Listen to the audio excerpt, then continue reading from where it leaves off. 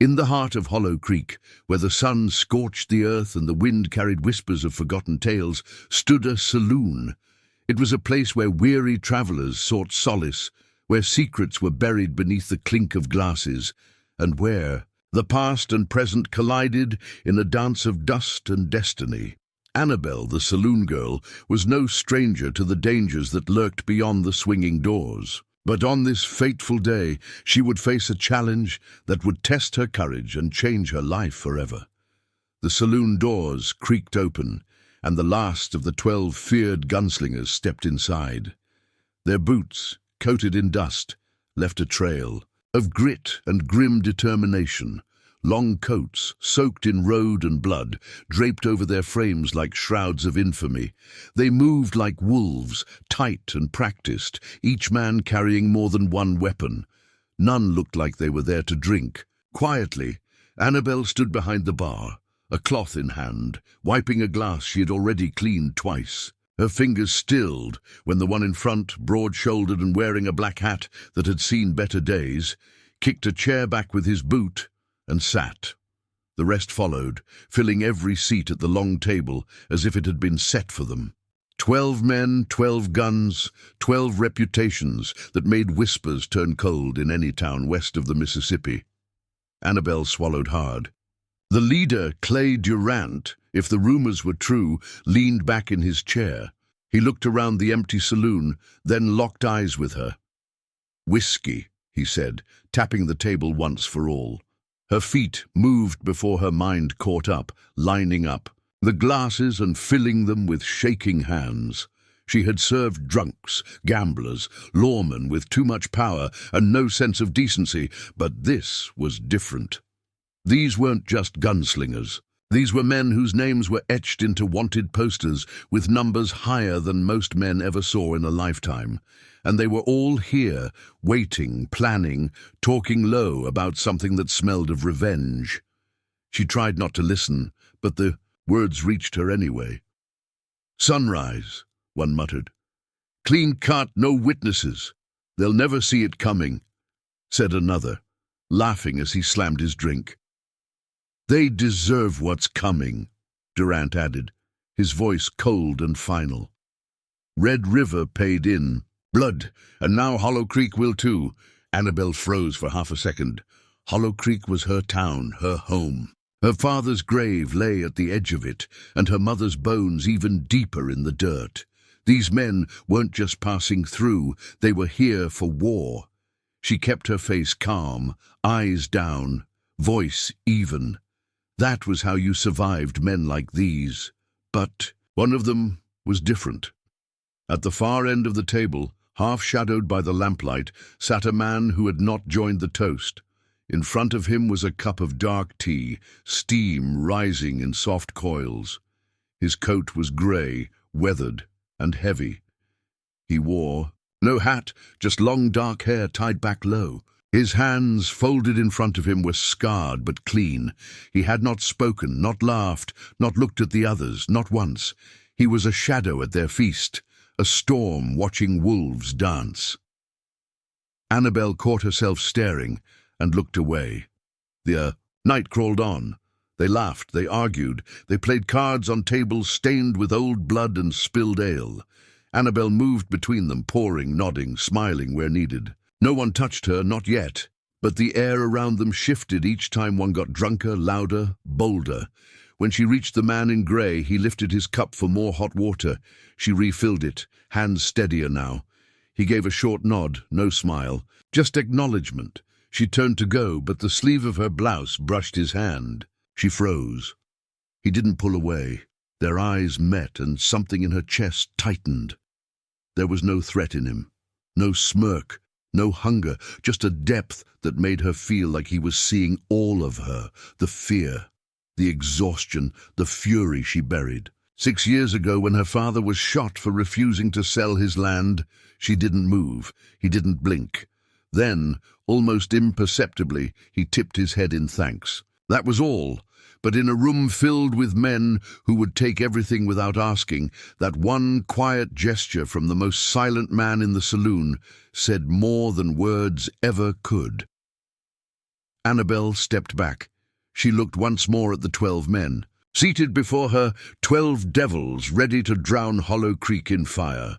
And yet it was the 13th, unclaimed and uninvited, who made her feel seen. The clock struck midnight, and the fire in her saloon was just beginning to smolder. The wind outside howled like a warning, rattling the shutters. Inside, the fire popped and hissed as another log fell into the embers. The 12 men still drank, but now their voices had lowered, words slurring into dangerous whispers. Annabel moved quietly behind the bar, head down, ears sharp. "Sunrise," Durant murmured, shuffling a deck of worn cards. "We take the marshal. First, then the banker, then the rest of them. 4 names on that list. Red River boys thought they could get away, split the silver, left us for dead, and crawled into this pistol town, thinking we'd never find them." Durant chuckled. "We found them, and come morning, they'll pay for Red River in full." Annabel's stomach twisted. She knew the marshal, knew the banker, and she knew exactly what Red River meant. An old mining camp that ended in gunfire, betrayal, and rumors buried under dust and fear. These men were not passing through. They were executioners. She kept serving, kept listening, kept pretending not to hear the names they recited like a prayer of vengeance. But her heart was already racing, her fingers already itching to reach for the small pouch she kept under the counter, a knife, a few dollars, and a matchbook from her father's old satchel. At midnight, she made her move. The room had quieted. Half of them were passed out or half drunk near the hearth. Others played poker, their laughter dulled. She walked to the back, down the narrow hall that led to the kitchen, each step light as dust. She pushed open the rear door slowly, praying it would not creak. Cool air met her face, then a hand landed on the door above her head, pushing it. "Shut!" She spun around, breath caught in her throat. The man in grey was right behind her, face unreadable in the moonlight that spilled through the dusty windows.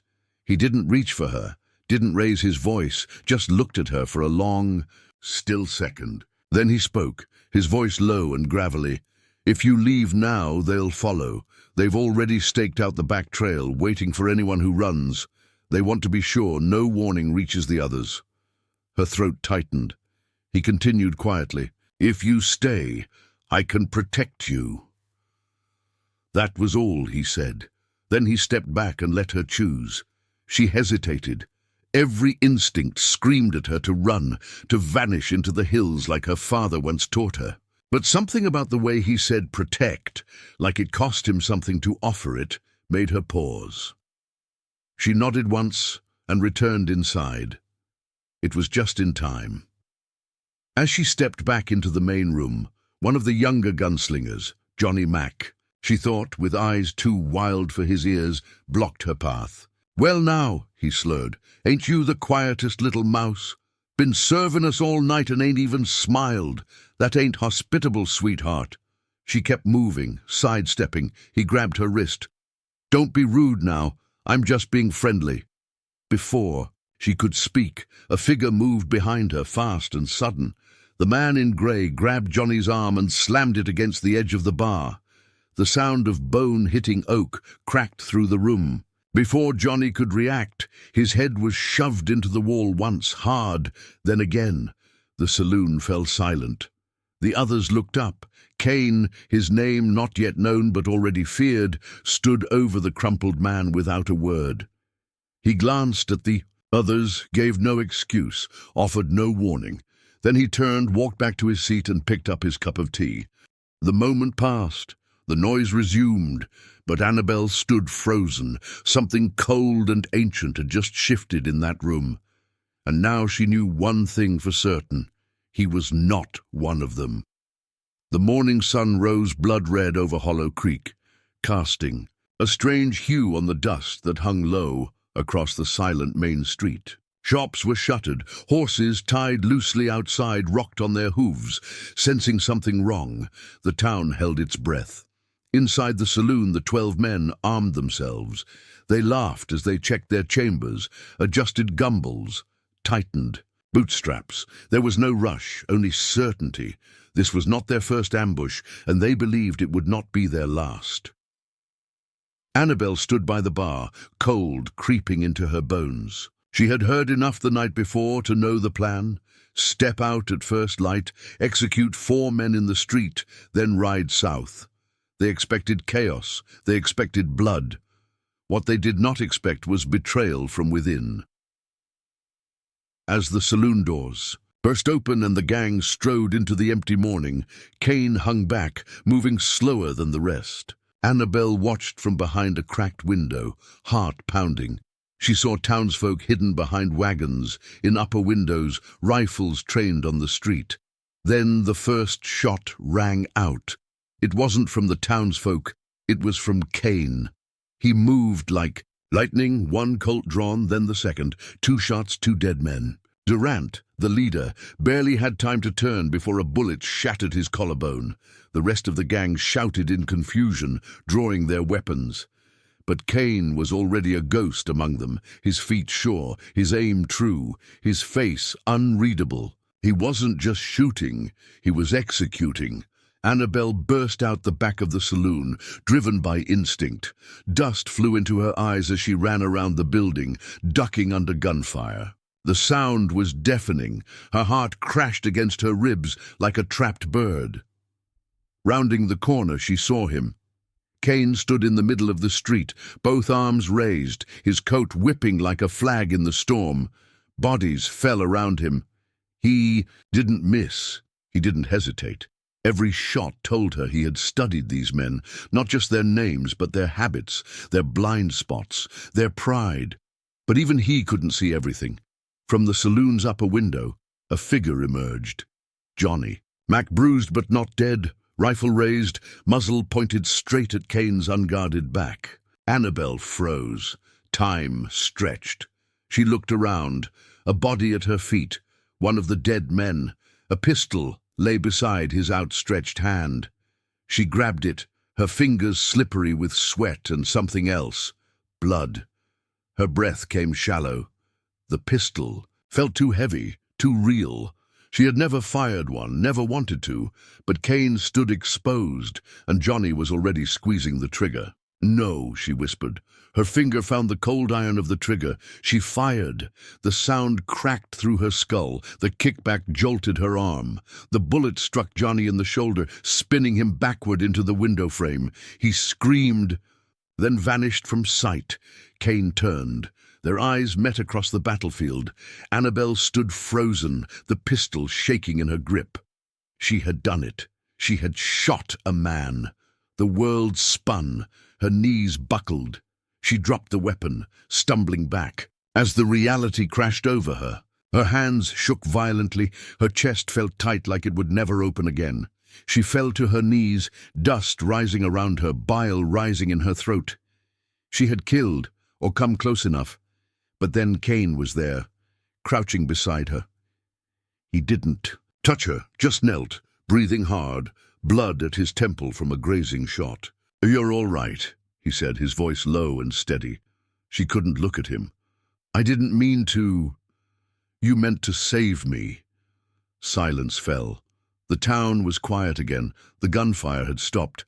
The smoke curled lazily toward the sky. Annabel finally met his eyes, and in them she didn't see judgment. She saw something like awe, as if in that moment she had become something more than a girl who poured drinks for outlaws. She had become someone who made a choice. Kane grabbed her hand and pulled her into the alley. Their boots slid over broken stone as gunfire echoed behind them. Annabel followed blindly, lungs burning, heart still pounding from what she had just done. Dust filled the air, thick with the scent of smoke and gunpowder. They turned a corner, ducked beneath a collapsed fence, and vanished through a cellar door half buried under the ruins of a general store long abandoned. Inside, it was cool and dark. The light filtering through the cracks in the boards above painted pale stripes across their faces. Kane leaned against the wall, blood trickling from his side where a bullet had grazed him. His breath came in shallow bursts, his jaw clenched to suppress the pain.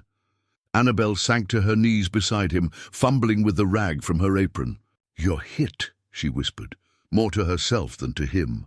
"I've had worse," he muttered, wincing as she pressed the cloth to his wound. "You need stitches," she said. He nodded slightly. Later, she tied the bandage as tightly as she could.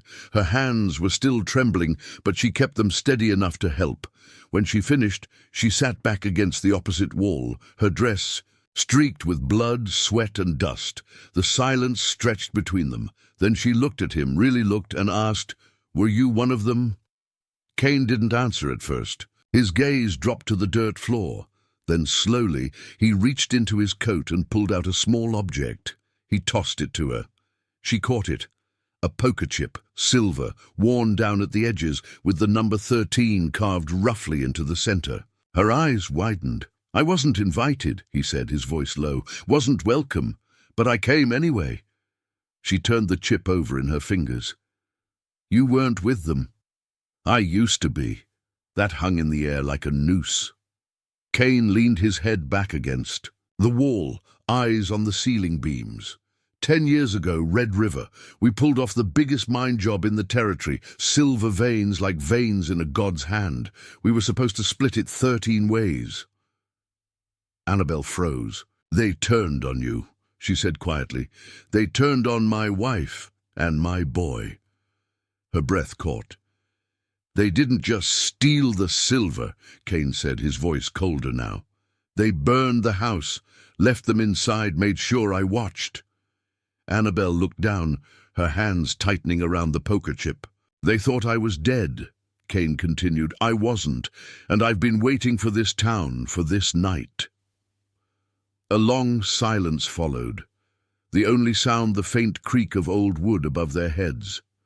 She looked at him again, this man who had moved, like a shadow, killed like a ghost and carried a weight no one could see. "And me?" she asked softly.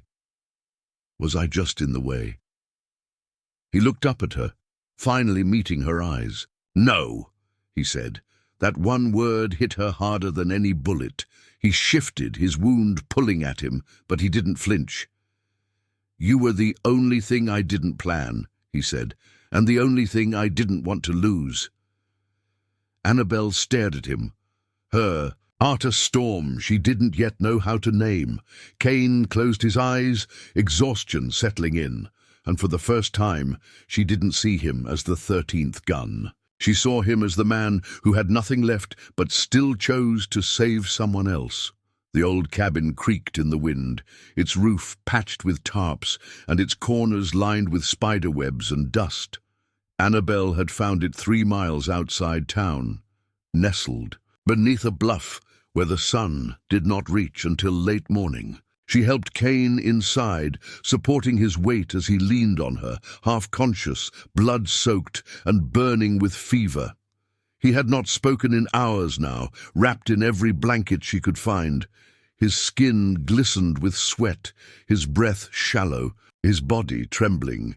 She wiped his brow, changed the dressing on his wound, and poured spoonfuls of water into his mouth when he stirred. When night came and the wind grew colder, she lit a fire with old fence planks and tinder. Then she sat beside him and pulled out a tattered book from her father's trunk, The Last Ride of Gideon Black. It was the only book he had ever loved. She remembered him reading it aloud in the evenings, his voice deep and slow, even when her mother had already passed and the house was too quiet to bear. She opened the book and began to read.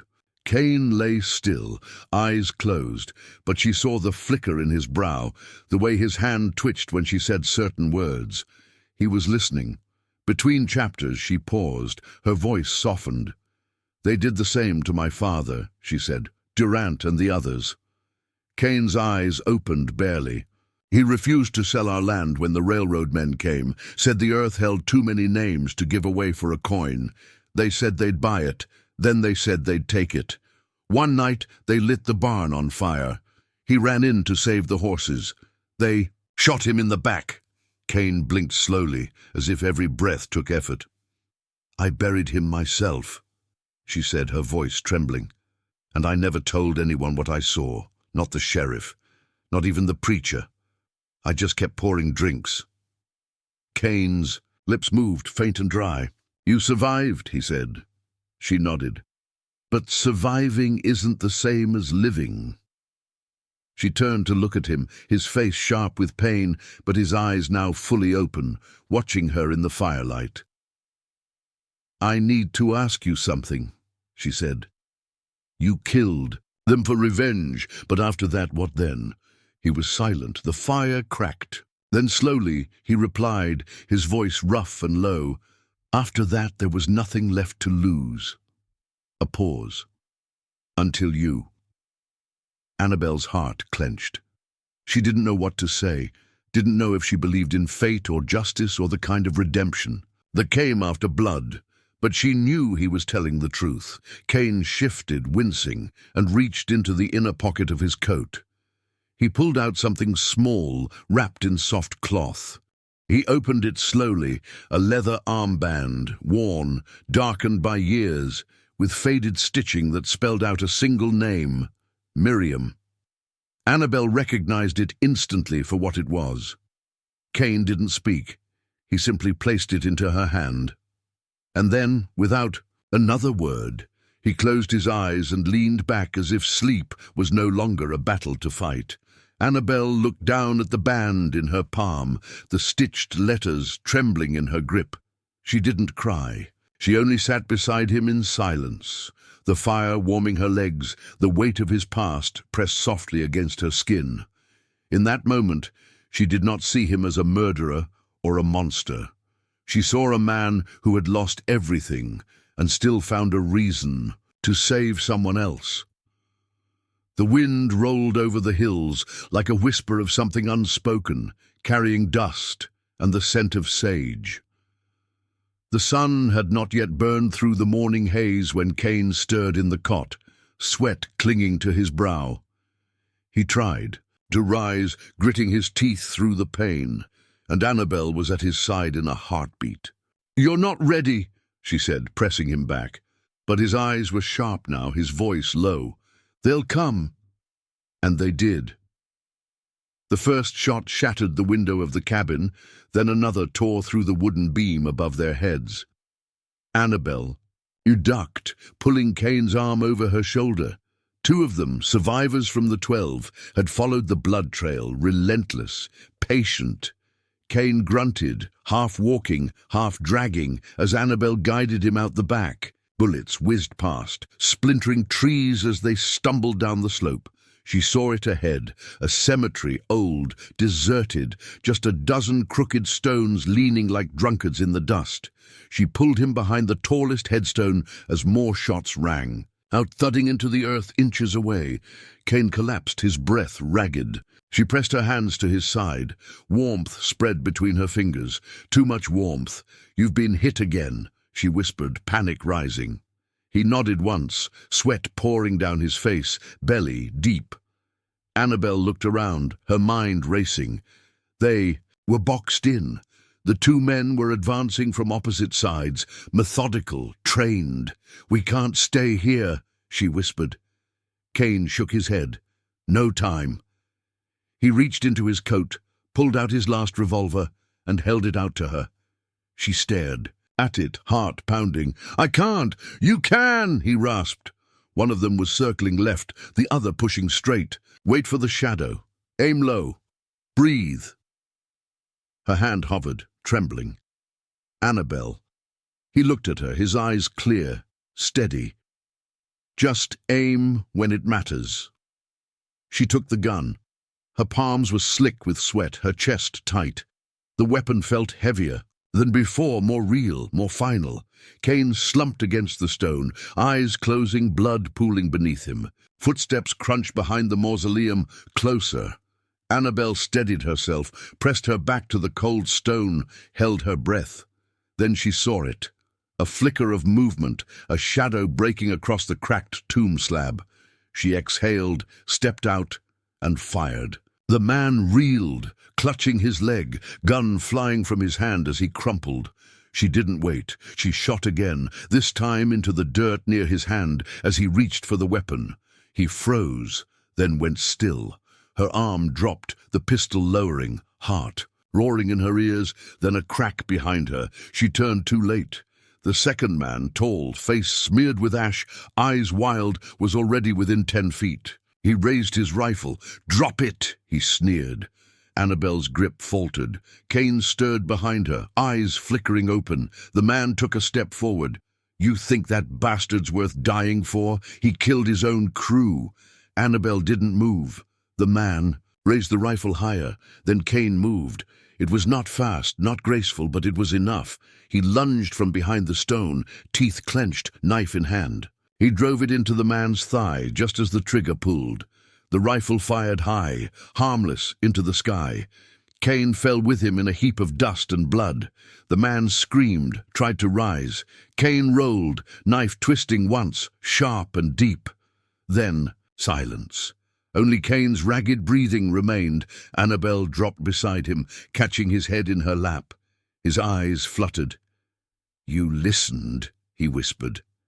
She nodded, tears burning behind her lashes. He gave the faintest smile. "Told you. Just aim when it counts." She laughed, choked and broken. Kane's hand, sticky with blood, found hers. And together, under the shadows of forgotten names carved into stone, they lay between life and death. But they were still together, still breathing. And that was enough. The sun dipped low over the hills, bathing Hollow Creek in a crimson light that made everything look like it was bleeding. Out past the last fence post of town, on a stretch of land where grass refused to grow, Annabelle stood alone. Her boots were caked in dust, her hands blistered, and a shovel rested at her side. 6 shallow graves lined the hill, each marked, with nothing more than a stone and the silence of men who died for vengeance. She had buried them herself, one by one, no prayers, no words, just earth covering the ugliness they had brought. Beside the last grave, she opened a small canvas bag and pulled out a bundle of weapons. Kane's revolver, empty now, 2 knives, 3 pistols from the men he had gunned down. She dropped them into the hole. Then came the final piece, the poker chip, silver, smooth, worn. 13, the number that had haunted her for days, that had meant death in every corner of her saloon, that had walked like a ghost in Kane's coat pocket. She stared at it in her palm. It wasn't evil. It was a mark, a memory. A man who had once lost everything and decided to burn the world down to find what was left of himself. But he had not burned her. He had saved her. Annabelle struck a match. The flame danced briefly in the wind, then caught on the corner of a soaked rag.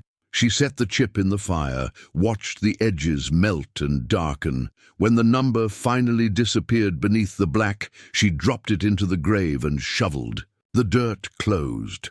The 13th gun was gone. Back at the cabin, Kane had not stirred in nearly 2 days. He drifted between silence and fever, his skin burning, his breath shallow.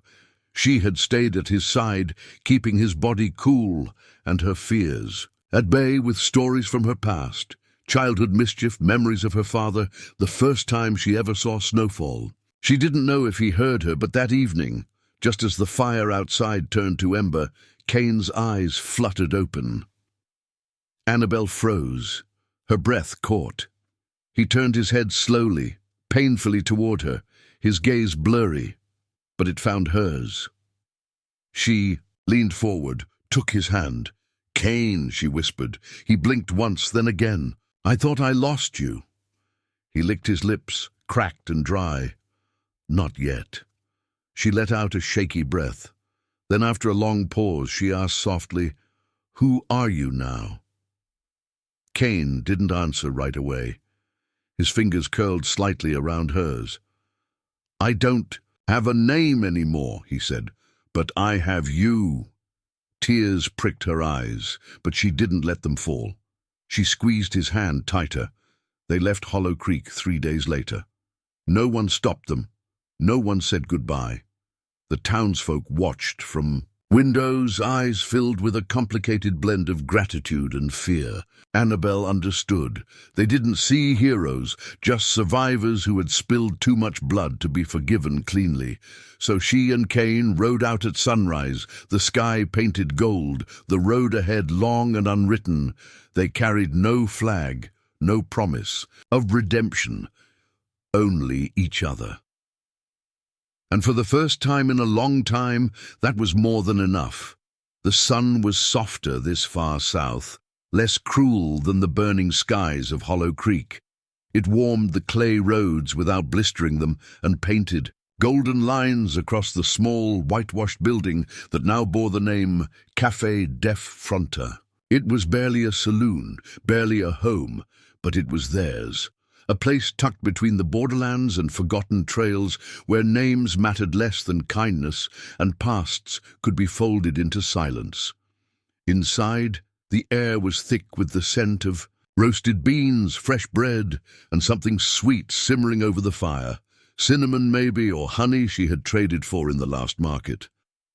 Annabel moved easily now, her hands steady, her mind unburdened.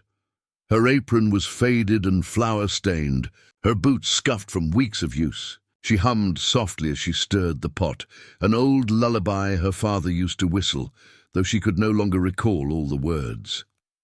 There were a few customers, locals mostly, ranch hands, passing traders. They came for the warmth, for the strong, coffee, and sometimes just for the quiet. No one asked too much, no one judged. This was a place people found when they needed something to hold on to. Outside, Cain knelt beneath the porch, hammer in hand, his focus fixed on the warped boards that creaked too much when stepped on.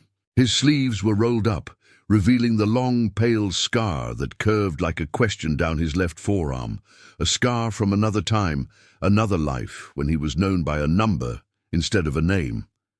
He worked in silence, as he always did. His gestures were precise, steady. Each nail driven was like a breath, measured, necessary. He did not talk much even now, but in every swing of the hammer, in every chore he completed without being asked, in every quiet moment he shared with her beneath the desert sky, he said enough. The townsfolk had taken to them with the quiet tolerance of people who had seen too much. In border towns, survival mattered more than reputation. People weren't judged by what they had done, but by what they chose to do next. And Cain chose to build, not break, to mend, not destroy. That afternoon, a stranger rode in on a pale horse, dust clinging to his coat like a second skin, and his silver spurs jingling with each step. He looked like a man who had walked away from more graves than he could count. He entered without a word, took a seat at the bar, and ordered coffee. As he waited, his eyes drifted toward the window, toward Cain. He watched in silence for a long time. Then he looked to Annabel, his voice low and steady. The one they called Number 13? Annabel didn't flinch. She wiped her hands on a cloth, glanced at the man out back. Cain hadn't heard, or if he had, he gave no sign. He still got the look. The stranger added, "The quiet ones always do." She poured the coffee, slid it toward him, then met his gaze. Her smile came slow but firm, not a warning, not a threat, just truth. "No," she said. "He's the man who didn't pretend to be good, but he never pretended to be anything he wasn't." The stranger frowned, confused. She added, her voice calm, "He doesn't need a number anymore." At that moment, Cain stood from his work and straightened, rolling his shoulder. He looked through the window. Their eyes met, his and the stranger's. There was no challenge in his gaze, no fear, just quiet, calm finality, like a chapter that had already been written and sealed. The stranger took a long sip, nodded once, and left, without another word. The sound of hooves faded into the horizon.